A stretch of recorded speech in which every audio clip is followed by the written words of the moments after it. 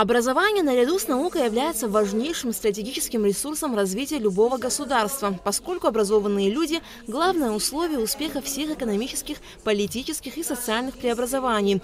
Интеллектуальный потенциал абхазского общества заметно снизился в послевоенный период и продолжает снижаться, считает руководитель ЦСИ Олег Доменья.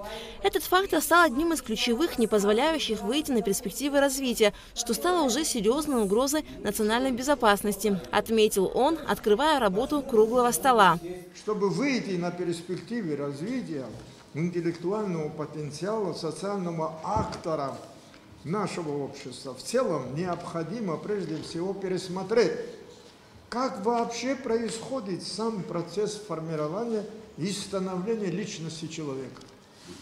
Именно через институт воспитания человек формировался в себе универсальные способности, посредством которых он поддерживал свое существование, осуществлял производство и воспроизводство жизни, закреплял накопленный им социальный опыт и транслировал его во времени и пространстве.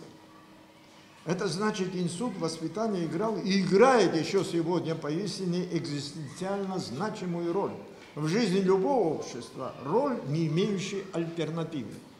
Ведь еще недавно институт воспитания занимал и в нашем обществе довольно заметное место. Самым уважаемым, высоко ценимым здесь, в нашем абхазском обществе, как известно, считался лишь тот, кто лучше воспитан по-абхазски. Абхаз, воспитанный по-абхазски, способный относиться к себе и другим по нормам и формам абхазского этикета, мог рассчитывать на высокое положение в обществе. По мнению Олега Доменья, роль воспитания в формировании личности человека заметно снизилась в связи с непомерным расширением техносферы и информационных услуг в жизни общества. Любое общество лишь тогда может поддерживать свое существование, когда оно опирается на безопасность, экономику и культуру.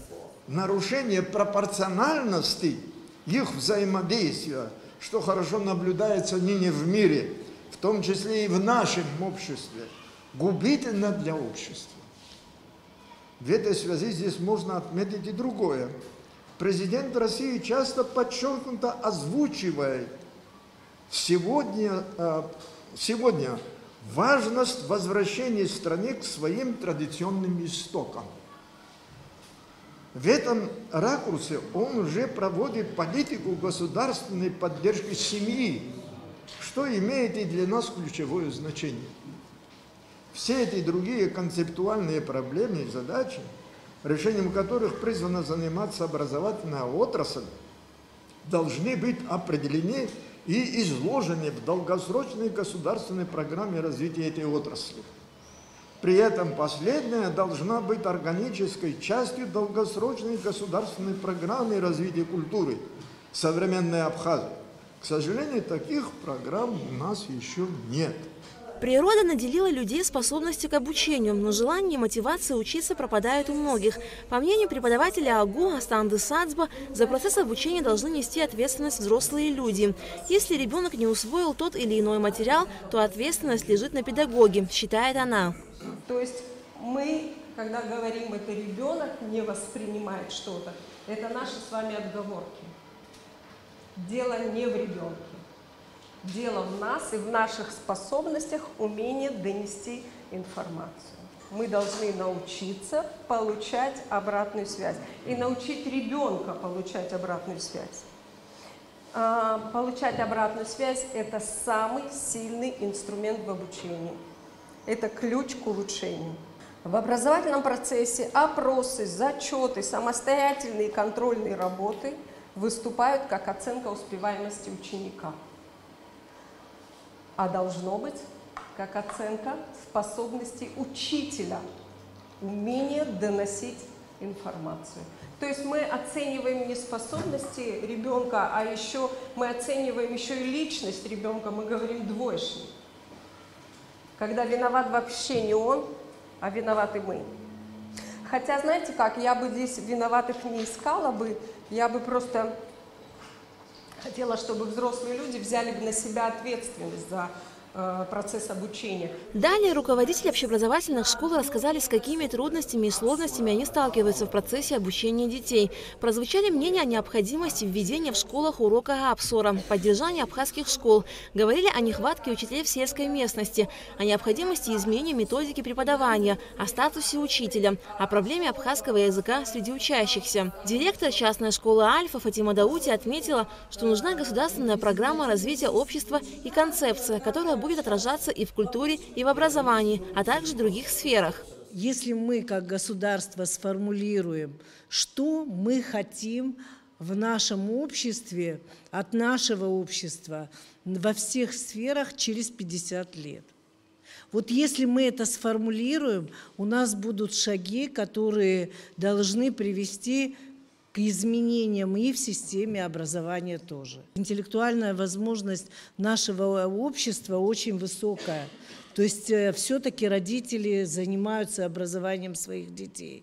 Они куда-то отправляют, но они руководствуются вот советским пониманием, да, подходом к тому, что престижно. А сегодня общество очень быстро меняется, идет роботизация. Вот как мы, помните, были времена, когда буквально за 1-2 года мы все, начиная от бабушек, овладели, дедушек, овладели телефонами. Вот так быстро придет в нашу жизнь роботизация.